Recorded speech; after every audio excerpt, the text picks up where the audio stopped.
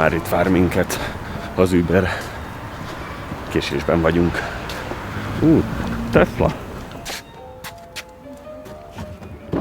De...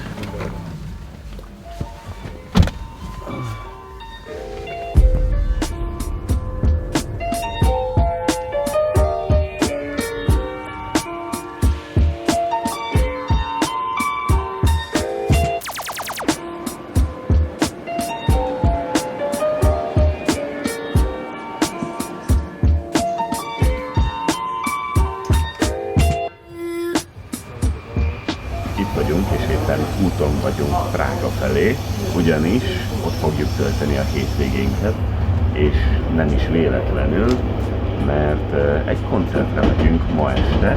Milyen koncertre megyünk be? Mit szeretnél megnézni? What concert we're going? Azaria. Igen, Azaria koncertre megyünk. For Moods.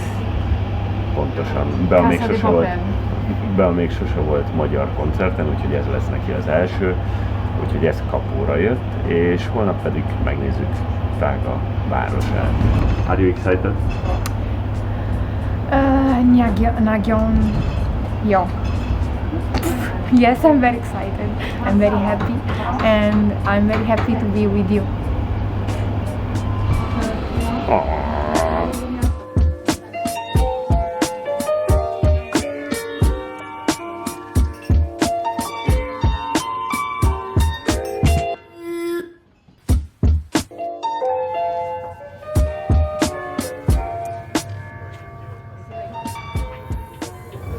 Ezek az utasellátók azért nem ugyanazok már, mint a régi időkben. Ez a kaja egészen jól néz ki.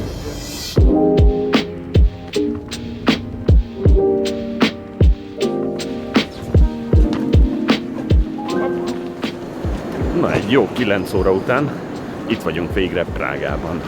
Nem sok időnk lesz, konkrétan elmegyünk a szállásra, ami kb. Egy 20 perc séta. Aztán egy kicsit felfrissülünk, és mennünk is kell a koncertre, mert kb. Most nyitották a kapukat. Úgyhogy sok időnk most nincsen.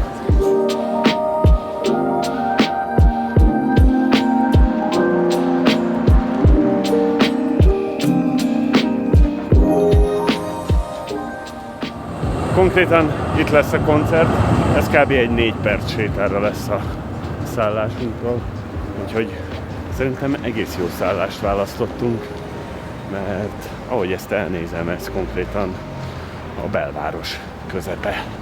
Na, és ez a szállásunk, ezért fizettünk 56 000 forintot 2 éjszakáért, ami nem túl olcsó, nem is túl drága, normális árak.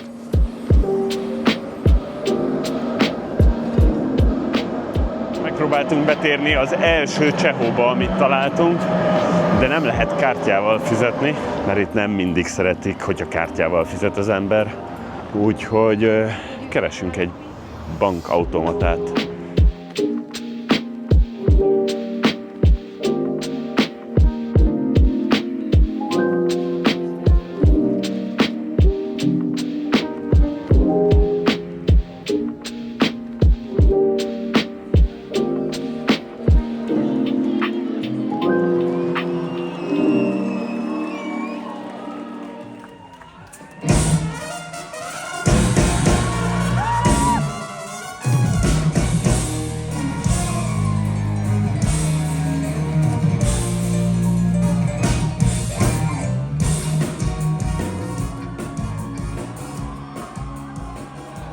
Hogy tetszett a koncert?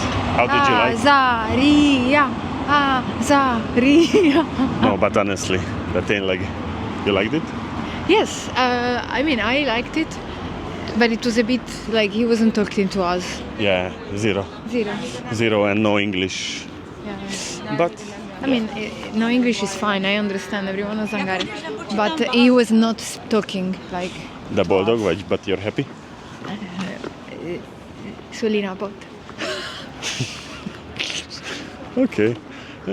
Elfáradtunk, úgyhogy elmegyünk, lefekszünk aludni, Boldog. és holnap felfedezzük a várost is.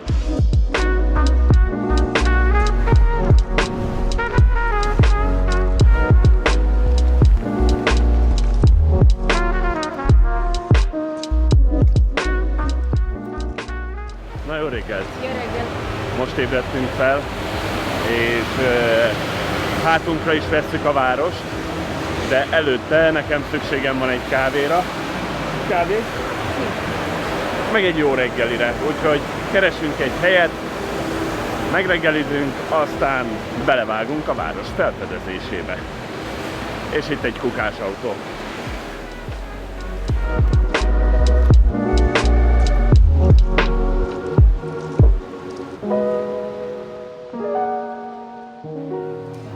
Na és meg is találtuk a reggeliző helyünket, ami nem más, mint a Cacao, és egy elég jó kis helynek tűnik, úgyhogy nézzétek meg, reméljük a kaja is jó lesz.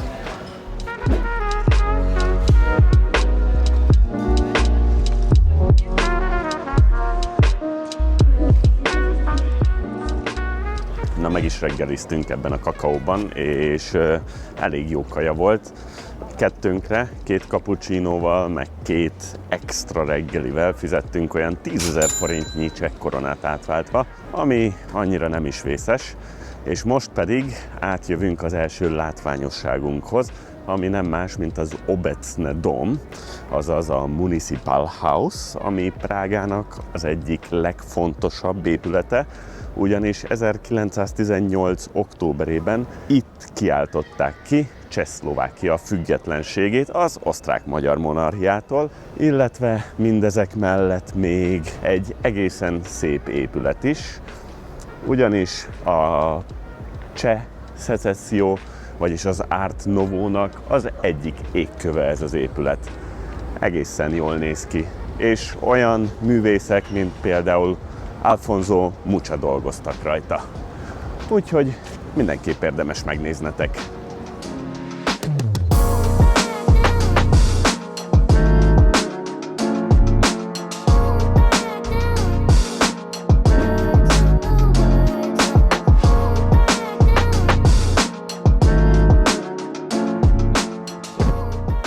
Egy kis érdekesség, azt tudtátok, hogy a kommunizmus idejében Mickey Jageret nem igazán szerették itt. Ezért a csehek kitalálták maguknak a saját meséjüket, a Kisvakondot. Ami végül nem csak Európát hódította meg, hanem még Ázsiában is szupersztár lett. Például Kínában is több 100 millióan imádják. És emiatt lett a Kisvakond konkrétan egész Csehország és Prága első számú jelképe.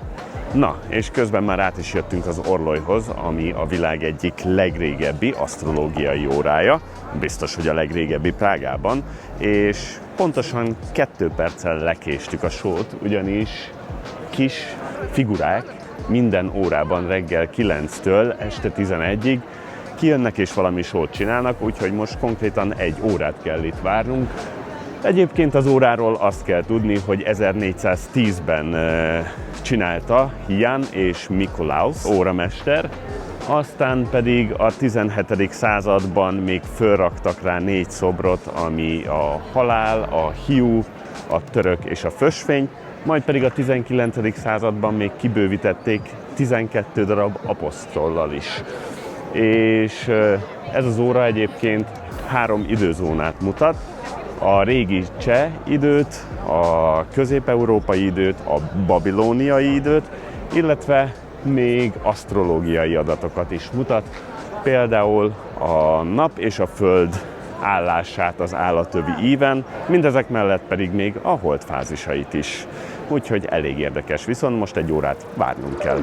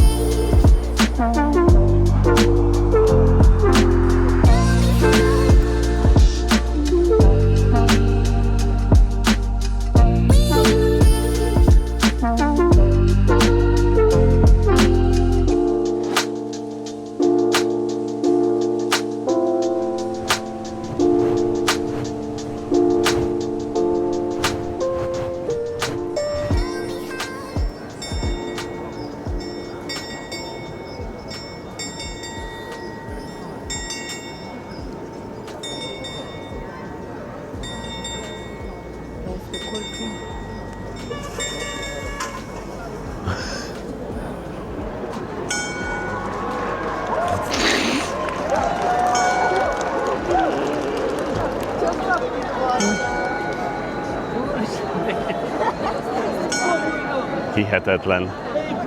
Bemutatkozott az egész apostoli csapat. Na menjünk!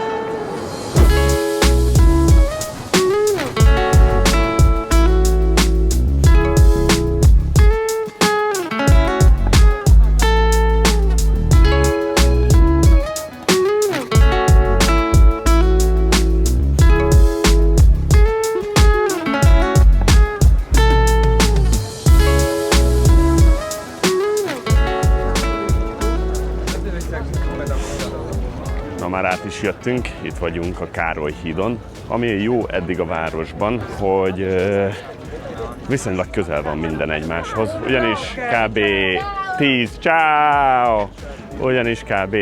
10 percet kellett sétálnunk az asztronomikus órától, hogy ideérjünk, és ezt a hidat egyébként 1357-ben kezdték el építeni, úgyhogy elég régóta itt áll a Moldova folyó felett. Még egy érdekesség, láttunk egy bobrt is. Hódot? Azt hiszem. Hód magyarul, de ugye Lengyelországban és az egész internet erről beszél, hogy bobr. Úgyhogy már láttunk belőle 2 is.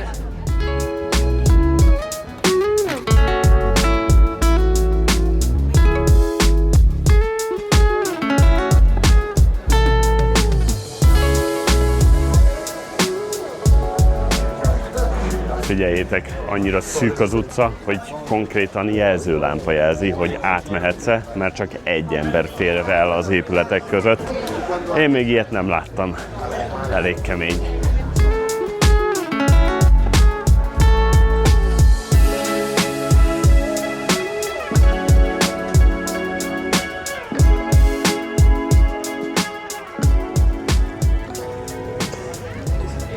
Na, itt a nagyváros nézés közepette.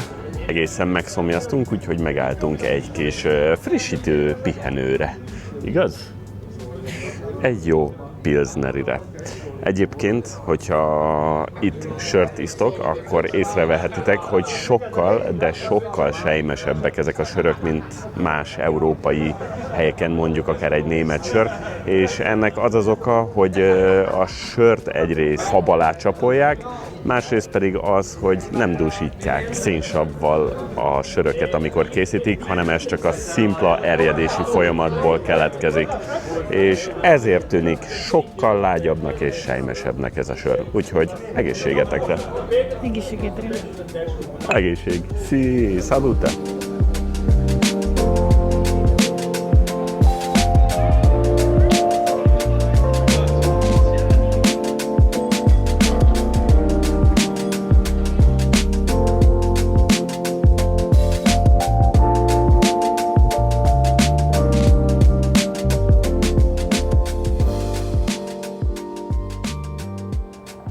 Meg is ebédvacsoráztunk, ettem egy jó, tipikus cseh gulyást, ami igazából eléggé hasonló volt egy pörkölthöz, de egészen jó volt. Most pedig sétálgatunk még egy kicsit itt a városban, aztán 7 órára foglaltunk egy Reduta Jazz Club nevű helyen, egy Frank Sinatra megemlékező koncertre jegyet, úgyhogy oda fogunk menni.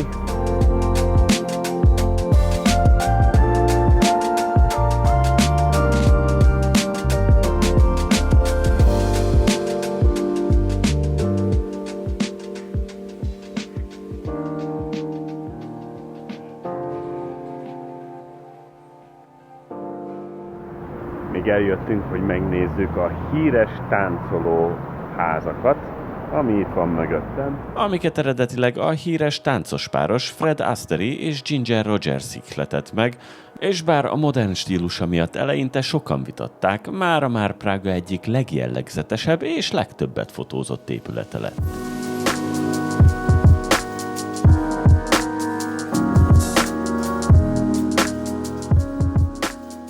Figyeljetek, ez a hely egy az egybe Budapest, de tényleg. Konkrétan Zsill utca, úgy néz ki, még a villamos is itt jön. Ezek után eljön itt a villamos, megy le a rakpartra. Ott a vár, itt a kis utca, ami elmegy a fővám háztér felé, és a Kálvin tér felé. Figyeljetek, full, mint hogyha Pesten lennék. Nagyon durva. Na, menjünk a koncertre.